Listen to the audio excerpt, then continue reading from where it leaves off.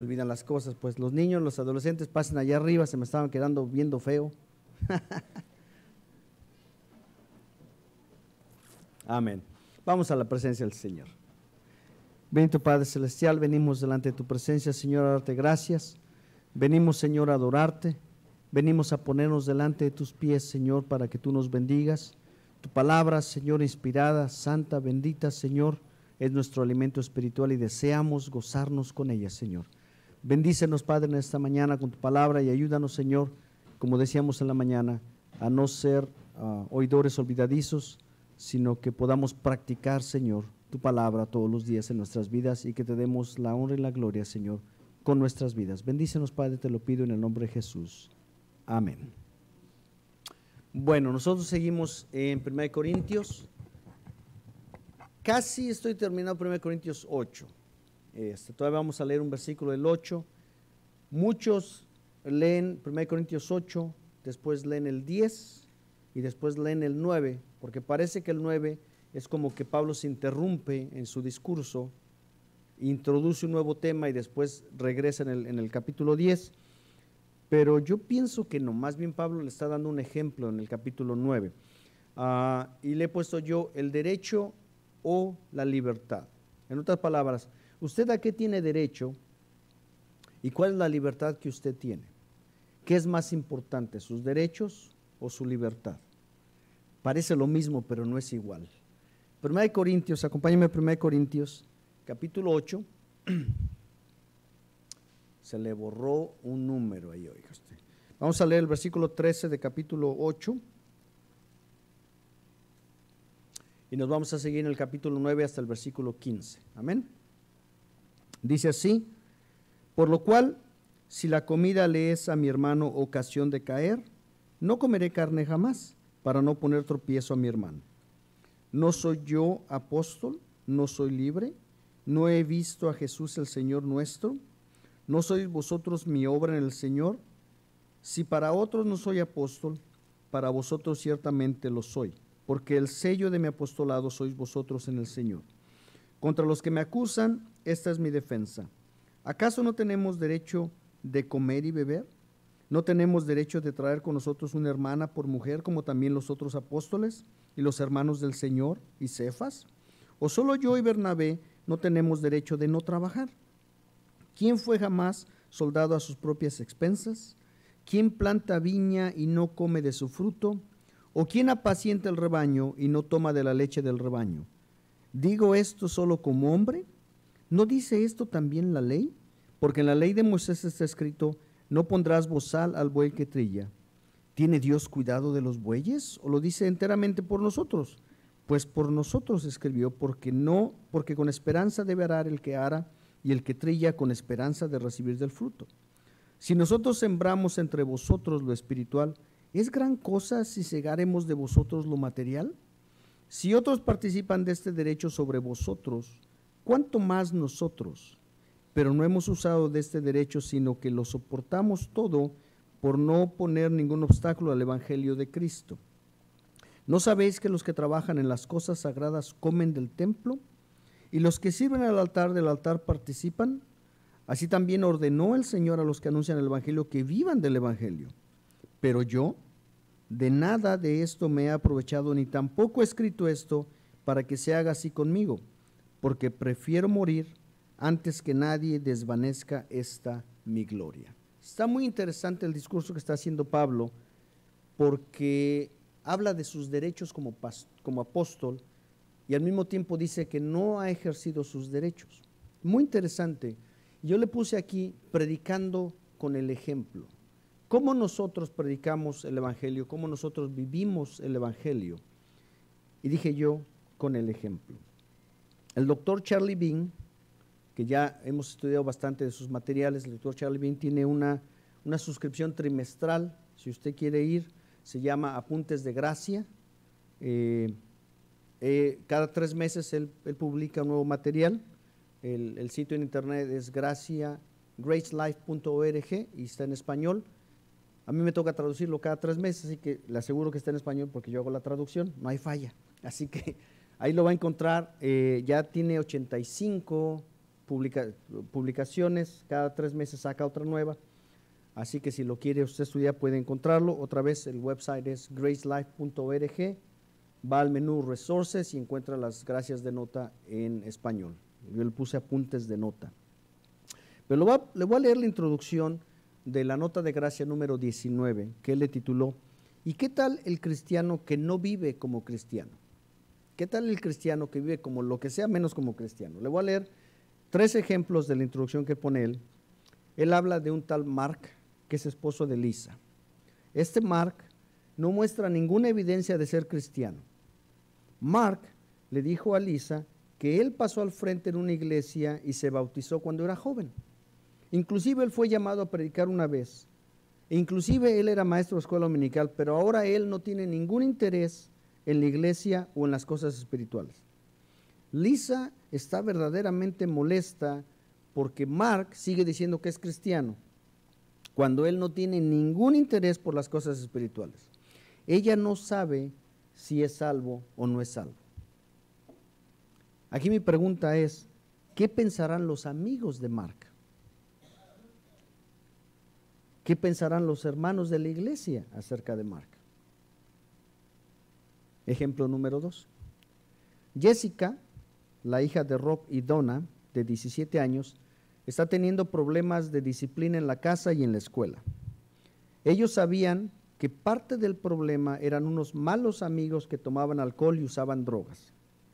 Rob y Donna la convencieron de ir a un retiro en la iglesia, en donde Jessica levantó su mano como respuesta a una invitación del evangelio y habló con el pastor esa tarde.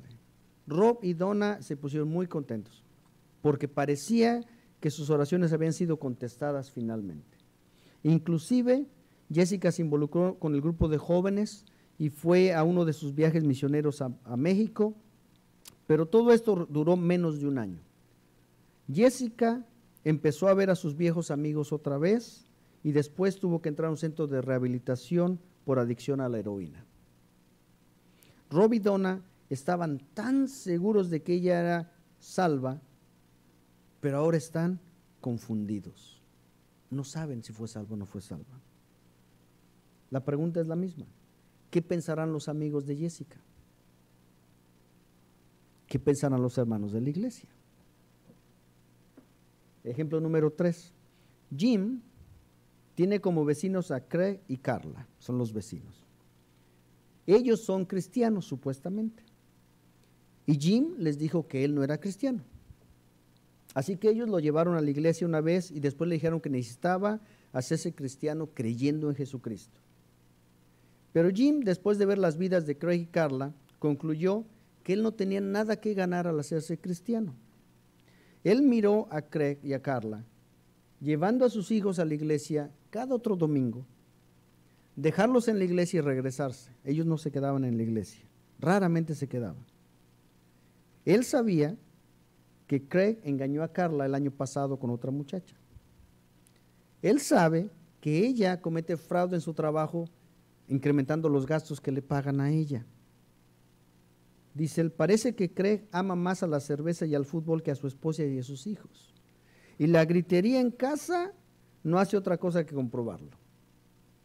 La única diferencia que ve Jim entre su vida de él y la vida de estos muchachos es que él, Jim, tiene más tiempo para ir de pesca que ellos. Es la única diferencia que encuentro. La pregunta es la misma. ¿De qué sirve decir que somos cristianos y traer a nuestros amigos al templo si nuestro testimonio destruye nuestra predicación? La predicación del evangelio es indispensable para que el incrédulo crea en Dios. Sin la predicación el incrédulo no va a creer en Dios, pero la predicación del evangelio sin un buen ejemplo es un estorbo para los incrédulos. ¿Se da cuenta? Y Pablo está hablando con derecho y le está hablando con el ejemplo a estos muchachos de Corinto. Vamos a ver cuáles son los derechos de Pablo. Acompáñame a 1 Corintios 9, del 11 al 14.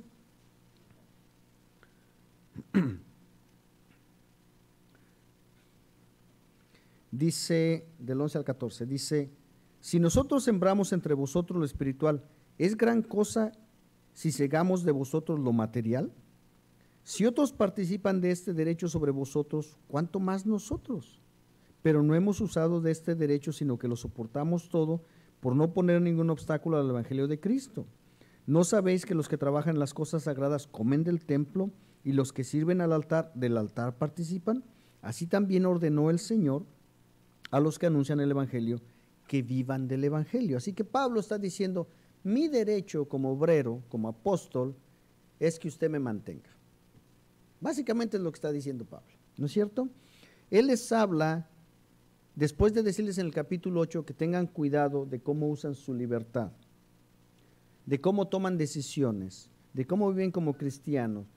En el versículo 13 del capítulo 8 leíamos que por causa del hermano no maduro era necesario que ellos dejaran de comer carne para que el hermano no maduro no cayera en pecado. Y Pablo les dice, de la misma manera yo tengo derechos, pero no estoy tomando esos derechos. ¿Por qué? Porque el testimonio es más importante. Afortunadamente, Pablo no le está escribiendo a la iglesia de Corinto como los autores de los libros cristianos de hoy escriben.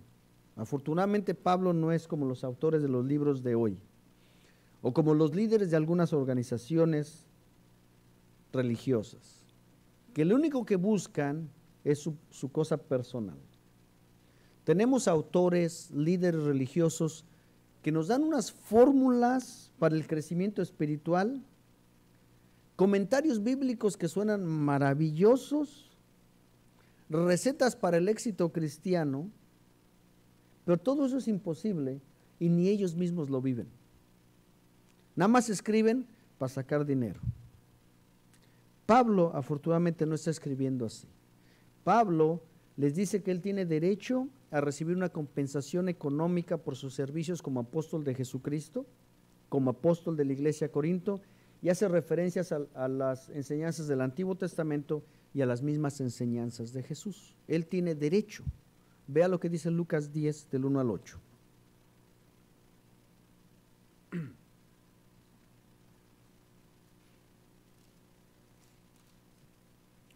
Lucas 10 del 1 al 8 dice así: después de estas cosas, designó el Señor también a otros 70, a quienes envió de dos en dos delante de él a toda ciudad y lugar donde él había de ir. Y les decía, la mies a la verdad es mucha, mas los obreros pocos. Por tanto, rogad al Señor de la mies que envíe obreros a su mies. Id, he aquí yo os envío como corderos en medio de lobos. No llevéis bolsa, ni alforja, ni calzado, y a nadie saludéis por el camino. En cualquier casa donde entréis, primeramente decid, paz sea a esta casa. Y si hubiere ahí algún hijo de paz, vuestra paz reposará sobre él, y si no, se volverá a vosotros. Y posad en aquella misma casa, comiendo y bebiendo lo que os den, porque el obrero es digno de su salario. No os paséis de casa en casa, en cualquier ciudad en donde entres y os reciban, comed lo que os pongan delante. Jesucristo, cuando manda a los 70, enseña que además de ir a predicar el evangelio, de sanar a los enfermos, de echar fuera a los demonios, etc., Jesucristo espera que ellos no tengan que trabajar. Jesucristo espera que ellos se dediquen a predicar el evangelio y que la ciudad a la que llegue les dé el sostenimiento que ellos necesitan. Y Pablo hace referencia a este derecho. Yo, como apóstol de Jesucristo para la iglesia de Corinto, tengo derecho de que ustedes me mantengan, les dice Pablo. Pero no he usado ese derecho. ¿Por qué Pablo decide no usar ese derecho? ¿Y por qué Pablo se está defendiendo con las escrituras de... ¿No tienes un té caliente? Té caliente. Gracias. Es que ahorita agüita fría me va a matar. Entonces, Pablo hace referencia a las enseñanzas de Jesucristo y hace referencias a la ley. Mira, acompáñame a 1 Corintios, capítulo 9, versículos del 1 al 3. Capítulo 9, vea usted. No, si eso de estar escribiendo cuando tiene uno fiebre se le mueven los números. Capítulo 9, versículos 1 al 3. Yo sé que ahí dice capítulo 1, versículo 9 al 3, no tiene sentido. Capítulo 9, versículos del 1 al 3. Dice así Pablo, ¿no soy yo apóstol? ¿No soy libre? ¿No he visto a Jesús el Señor nuestro? ¿No sois vosotros mi obra en el Señor? Si para otros no soy apóstol, para vosotros ciertamente lo soy, porque el sello de mi apostolado sois vosotros en el Señor. Contra los que me acusan, esta es mi defensa. Así que Pablo dice, yo soy apóstol y tengo derechos y me tengo que defender para que vean quiénes soy. Y les hace preguntas retóricas, él no espera que contesten, les hace preguntas que ellos saben que la respuesta es que él es apóstol, que él ha sido enviado por Jesucristo y que ellos deben de reconocer su ministerio, ¿no es cierto? Pero el versículo 3 dice, para los que me acusan, esta es mi defensa. Y cuando usted lea la Biblia y encuentra ese tipo de declaraciones, usted se tiene que detener a preguntar, ¿quién lo estaba acusando? Porque dice a los que me acusan. ¿Quién lo estaba acusando? ¿Y de qué lo estaban acusando? Hay que investigar, ¿no es cierto? Así que vamos a ver a los detractores de Pablo. Acompáñeme a Hechos 18, ahora sí la tiene, Hechos 18, del 1 al 11.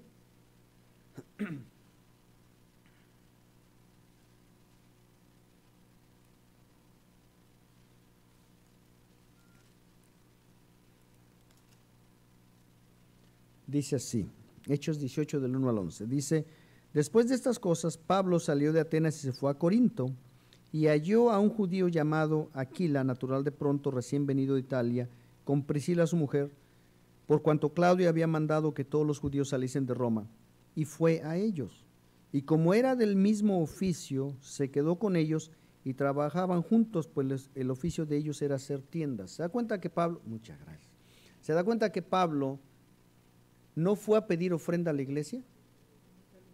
Muchas gracias. Está bien. Pablo llega y se pone a trabajar. Lo primero que busca, dice, yo fabrico tiendas. ¿Quién fabrica tiendas por aquí? Y encuentra trabajo y se pone a trabajar. ¿Se da cuenta que Pablo no usa el derecho de apóstol? Y dice el 4, y discutía en la sinagoga todos los días de reposo y persuadía a judíos y a griegos. Entonces, ¿qué hacía Pablo? De lunes a viernes trabajaba haciendo tiendas y los sábados predicaba en la sinagoga. Él no llega pidiendo ofrenda a la iglesia, ¿se da cuenta? No ejerce su derecho. Y cuando Silas y Timoteo vinieron de Macedonia, Pablo estaba entregado por entero a la predicación de la palabra, testificando a los judíos que Jesús era el Cristo. Pero oponiéndose y blasfemando estos, ¿quiénes se opusieron? Los judíos. Por eso Pablo está usando la ley. Por eso Pablo está refiriéndose a las enseñanzas de Jesucristo, porque los que se oponían eran los judíos, no los gentiles, los judíos. Pero oponiéndose y blasfemando estos, les dijo, sacudiéndose los vestidos, vuestra sangre sea sobre vuestra propia cabeza, yo limpio desde ahora, miré a los gentiles. Y saliendo de ahí se fue a la casa de uno llamado Justo, temeroso de Dios, la cual estaba junto a la sinagoga. Y Crispo, el principal de la sinagoga, creyó en el Señor con toda su casa, y muchos de los corintios oyendo creían y eran bautizados. Entonces el Señor dijo a Pablo en visión de noche, no temas, sino habla y no calles, porque yo estoy contigo y ninguno pondrá sobre ti mano para hacerte mal, porque yo tengo mucho pueblo en esta ciudad. Y se detuvo ahí 1 año y 6 meses enseñándoles la palabra de Dios. ¿Por qué cuando leemos esto y cuando viene la palabra de Dios a Pablo, tenemos que entender lo que estaba pasando en la mente de Pablo? Dice el versículo 9 y 10. Entonces el Señor dijo a Pablo en visión de noche, no temas. ¿Por qué viene el Señor y le dice de noche a Pablo, no temas? Porque Pablo tenía miedo por su vida. La oposición estaba fuerte en Corinto. No estaba fácil.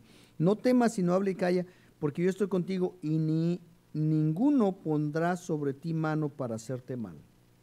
¿Cómo estaba la oposición? Que tiene que venir el Señor a decir a Pablo, no te preocupes, no te van a matar, quédate y predica. La gente que se estaba oponiendo a Pablo, no le estaba diciendo, Pablo, no entres a la iglesia. No, le estaba diciendo, si sigues predicando te vamos a matar. Porque el Señor viene y le dice, no te preocupes, no te van a hacer nada, sigue predicando. ¿Me explico? La lucha estaba difícil. Los judíos lo rechazaron, aunque el principal de la sinagoga había creído y muchos habían creído, Lo habían rechazado a él y había mucha oposición, sin embargo él se quedó año y medio ahí. Año y medio en donde por un lado los judíos querían no querían reconocer que él era el apóstol. Decían, ¿tú de dónde saliste apóstol si cuando Jesucristo murió tú ni siquiera conociste a Jesucristo? Si cuando la iglesia primitiva empezó, tú estabas matando a los cristianos de la iglesia primitiva, ¿de dónde me sales que tú eres apóstol? Los judíos no querían reconocer que Pablo era apóstol de Jesucristo, por un lado. Por otro lado, están en Corinto. Tenemos que entender cómo vivía la ciudad de Corinto. ¿Quiénes eran los corintos? Eran griegos. ¿A qué se dedicaban los griegos? Los griegos eran filósofos. Los que no eran filósofos eran deportistas que se encargaban de correr en las Olimpiadas. Y los que no eran deportistas eran artistas, se dedicaban al arte. La gente que trabajaba como obrero con sus manos eran sus siervos o sus esclavos. Entonces viene Pablo y les predica el evangelio y les dice, ¿y tú qué haces? No, pues yo entre semana yo trabajo con mis manos y yo hago tiendas. Un obrero esclavo me viene a enseñar una cosa nueva. ¿Se da cuenta? La oposición estaba difícil y Pablo se tiene que defender. Porque ellos no lo querían reconocer como apóstol y no lo querían ver bien, no lo querían aceptar, porque él estaba trabajando para sí mismo, ¿me explico? Para sostenerse. Vamos a regresarnos a 1 Corintios capítulo 9, ahora sí, capítulo 9, versículos 4 al 8. Si grito es que me quemé. Buenísimo. Dice así, ¿acaso no tenemos derecho de comer y beber? ¿No tenemos derecho de traer con nosotros una hermana por mujer como también los otros apóstoles, los hermanos del Señor y Cefas? ¿O solo yo y Bernabé no tenemos derecho de no trabajar? ¿Quién jamás fue soldado a sus propias expensas? ¿Quién planta viña y no come de su fruto? ¿O quién apacienta el rebaño y no toma de la leche del rebaño? ¿Digo esto como hombre? ¿No dice esto también la ley? ¿Se da cuenta cómo él se defiende con la ley de Moisés? Porque los judíos lo estaban acusando. Había necesidad de que él sacara todos los recursos. Si no, no hubiera apelado a la ley de Moisés, si no hubieran sido los judíos los que estaban apelando. ¿Tiene sentido? Seguimos leyendo el 14 y 15, dice, así también ordenó el Señor a los que anuncian el evangelio que vivan del evangelio. Pero yo de nada de esto me he aprovechado, ni tampoco he escrito esto para que se haga así conmigo, porque prefiero morir antes que nadie desvanezca esta mi gloria. Bueno, todo esto, mi hermano, es la pura introducción. ¿Qué está pasando con Pablo? Él tiene derecho a que lo mantenga la iglesia, pero él es libre en Cristo.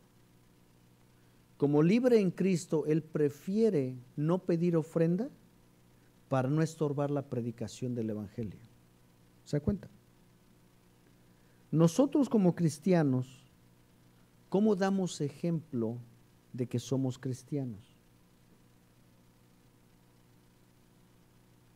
Ya hoy en día ya no se usa esto, hermano. Déjeme le platico.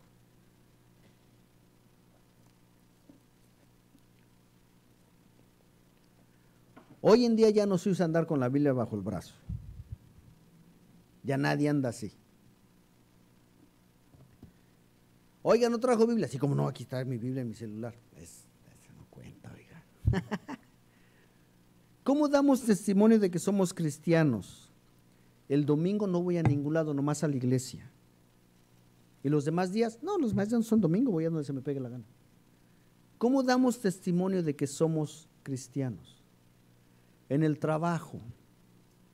Esto es bien interesante, mi hermano. ¿Cuántos de ustedes se han topado en el trabajo con otros que dicen que son cristianos?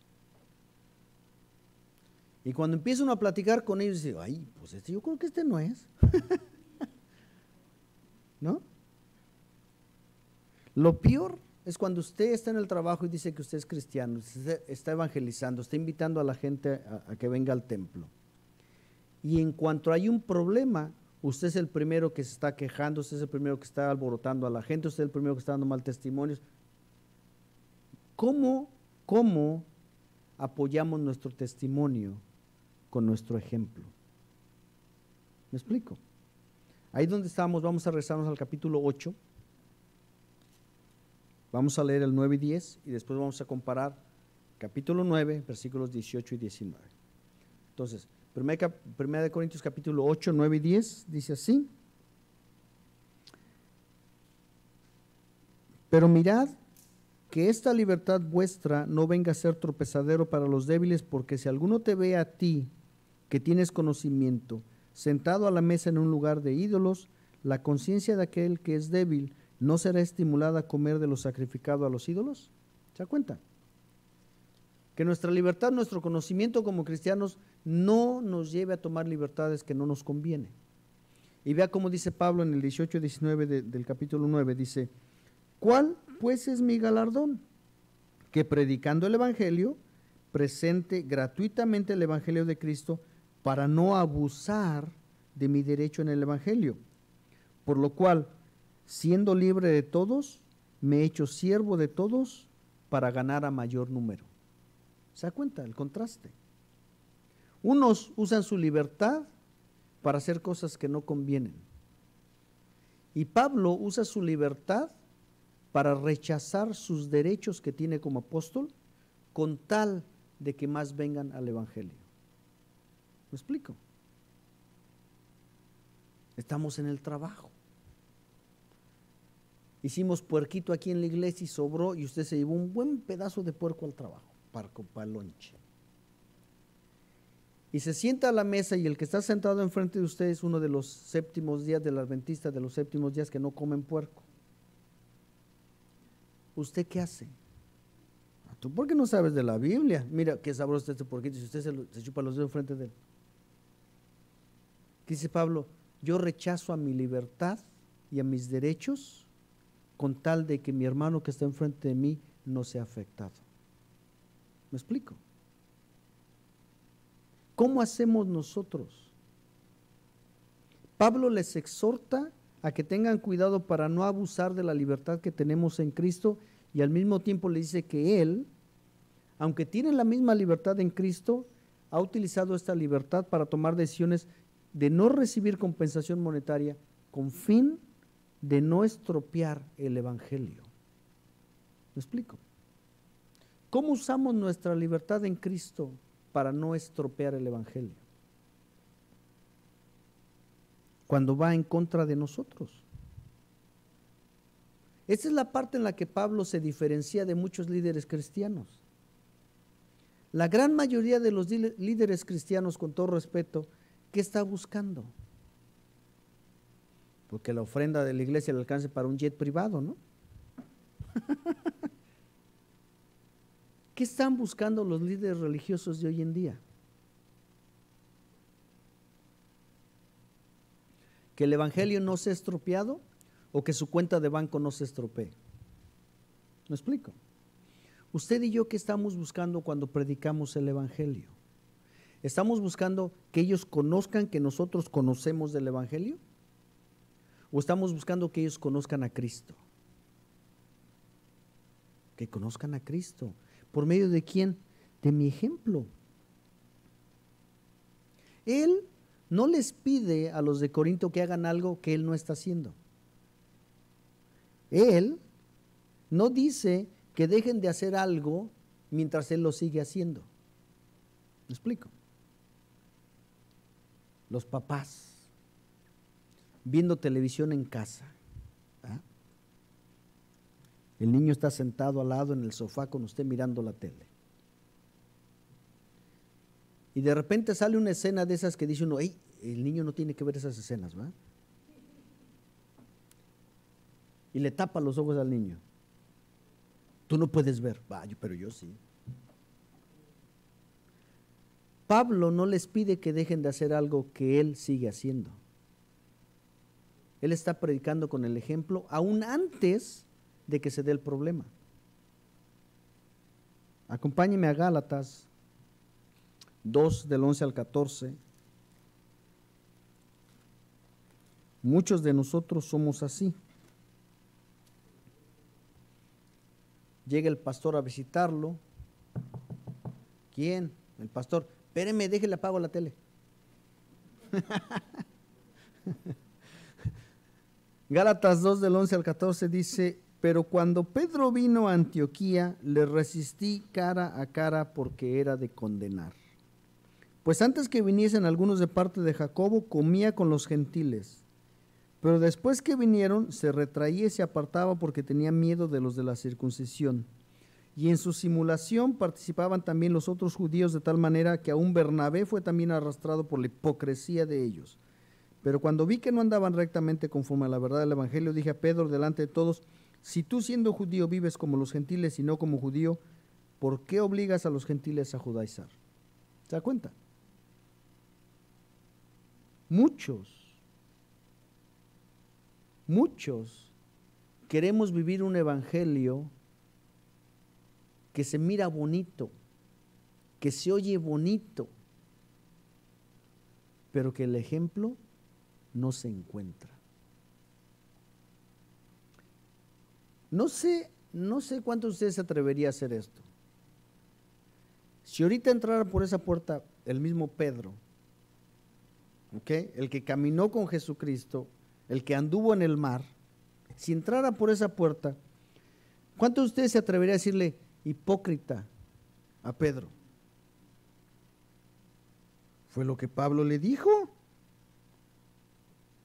Cuando vi que andaban como hipócritas, le dije: eso no está bien, Pedro. ¿Se da cuenta? ¿Cómo damos ejemplo nosotros cuando predicamos el evangelio? Pablo era consistente en su comportamiento. Estuvieran los judíos, estuvieran los griegos, estuvieran los gentiles, estuviera quien estuviera, él era consistente en su comportamiento. Dice: cuando me convertí, fui a Jerusalén y vi a Pedro y vi a Santiago, el hermano de Jesucristo, a Jacobo, el hermano de Jesucristo, y de los apóstoles ninguno me enseñó nada. ¿Se da cuenta? No importaba quién estuviera, él era consistente siempre. Y ese es el ejemplo que nosotros necesitamos imitar.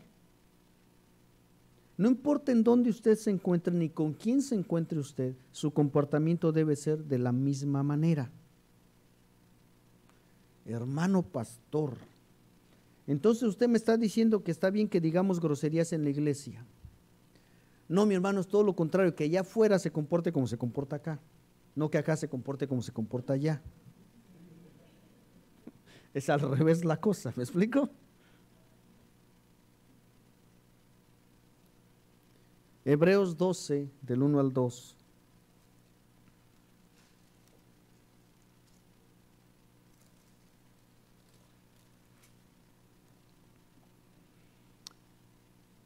Por tanto, nosotros también, teniendo en derredor nuestro tan grande número de testigos, despojémonos de todo peso y del pecado que nos asedia y corramos con paciencia la carrera que tenemos por delante, puestos los ojos en Jesús, el autor y consumador de la fe, el cual por el gozo puesto delante de él sufrió la cruz, menospreciando el oprobio, y se sentó a la diestra del trono de Dios. Por tanto, nosotros, teniendo tan grande número de testigos, dejemos de pecar.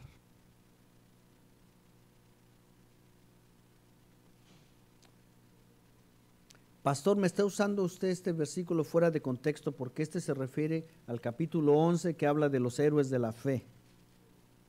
Sí. Pero que no tenemos un gran número de testigos allá afuera a los que invitamos a la iglesia y dicen: para ser como tú, mejor no voy. ¿Me explico? Por tanto, teniendo un gran número de testigos, vivamos sin pecado.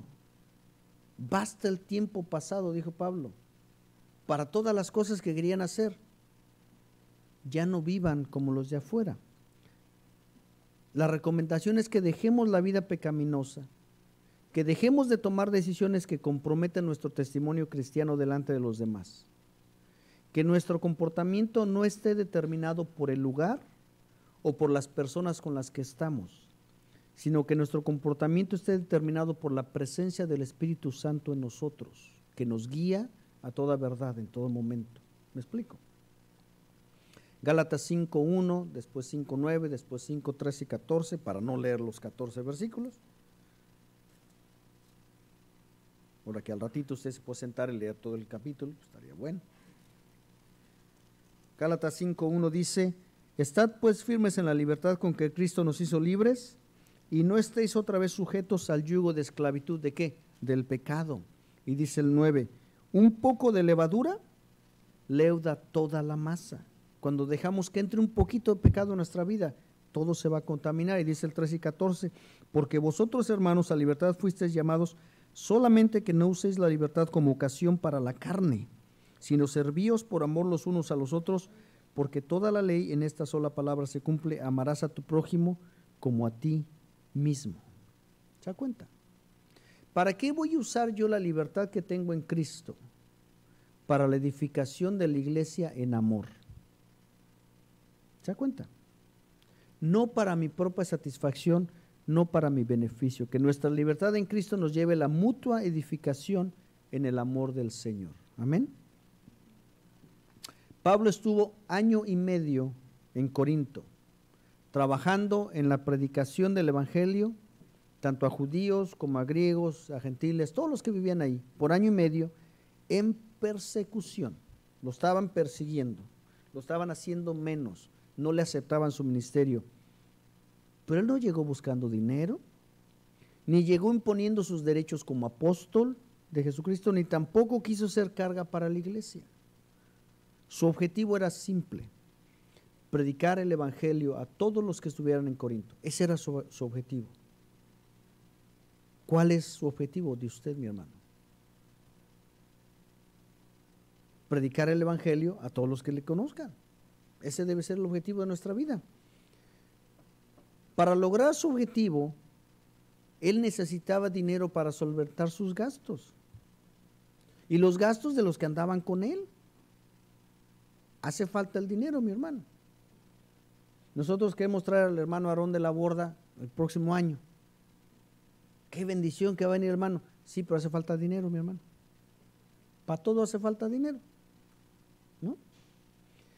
Pero Pablo, sabiendo la necesidad, se puso a trabajar, se puso a hacer tiendas. El domingo pasado en la reunión le decía: necesitamos que esta iglesia sea financieramente independiente.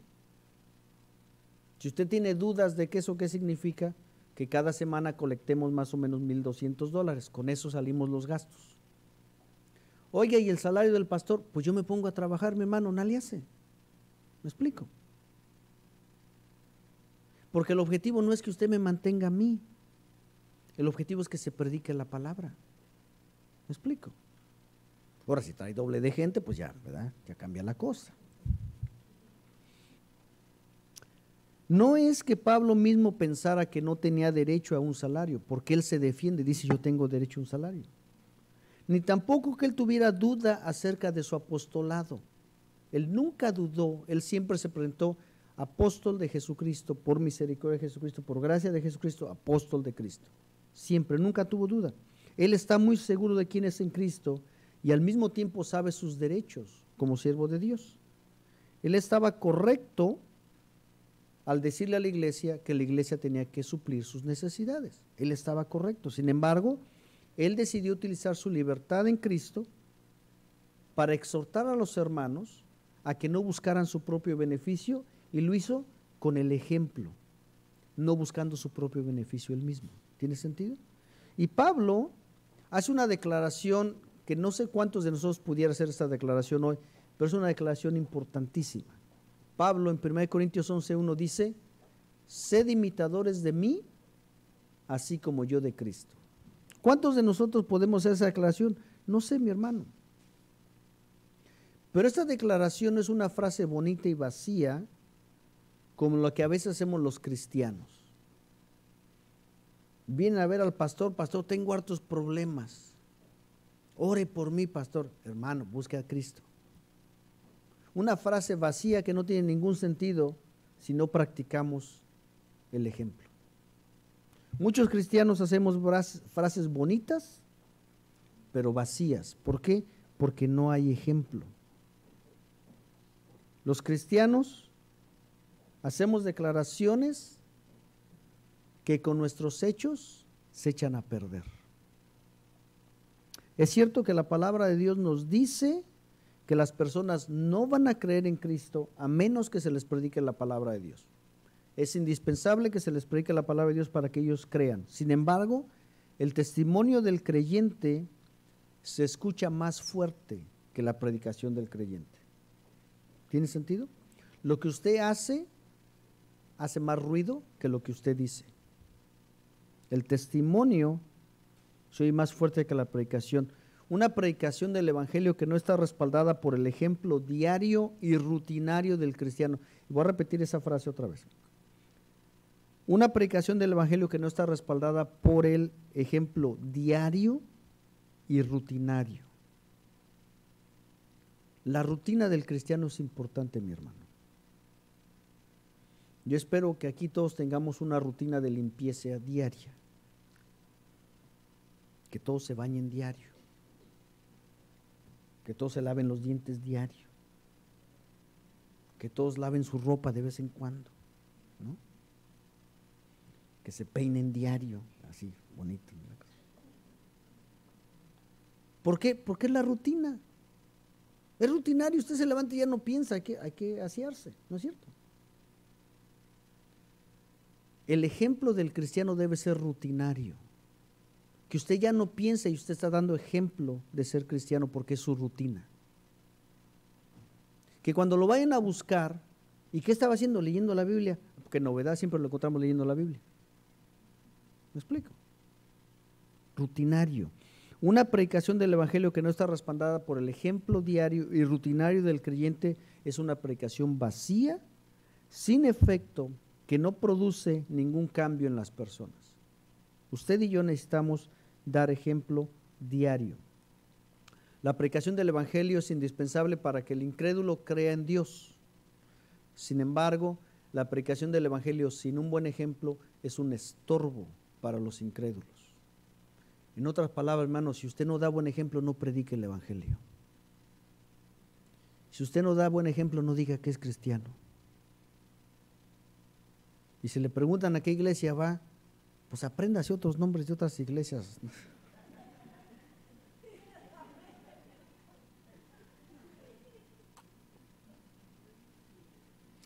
¿Quién es el pastor de su iglesia? Pues otro, dije otro nombre.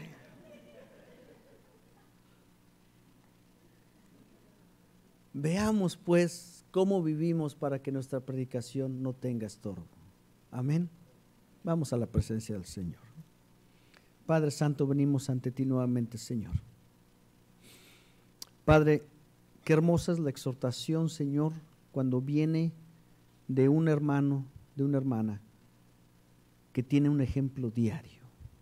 Qué hermosa es la exhortación de Pablo en tu palabra, cuando vemos que él antes que todo dio ejemplo, antes de exhortar, antes de predicar, antes de instruir a los hermanos de Corinto, él estaba dando ejemplo de cómo quería que ellos vivieran, Señor. Ayúdanos a que nosotros podamos hacer lo mismo, que cuando tú nos concedas la oportunidad de predicar el evangelio, Señor, nuestro testimonio, en lugar de ser un estorbo, sea lo que apoye lo que estamos predicando, Señor. Permite que podamos vivir una vida rutinaria, cristiana, en donde todos los días busquemos consistentemente darte la honra y la gloria con nuestra vida, con nuestros actos, con nuestras palabras, Señor, donde quiera que estemos, sin importar quién esté alrededor nuestro, ni en dónde estemos, Señor, sino que siempre seamos ese ejemplo consistente que tú estás pidiendo de nosotros, Señor. Ayúdanos, Padre, porque queremos hacer tu voluntad, porque queremos hacer, Señor, llevar a cabo el mandato que tú nos has dado. Queremos que nos ayudes, Señor, para que nosotros podamos vivir una vida que no se nos diga como a Pedro, Señor, sino que vivamos una vida, Señor, que sea un ejemplo y que tal vez podamos decir como Pablo, sed imitadores de mí, así como yo de Cristo. Ayúdanos, Señor, ayuda a tu iglesia que podamos vivir para ti todos los días. Te lo pido en el nombre de Jesucristo, nuestro querido Salvador. Amén. Vamos a ponernos de pie, mis hermanos, para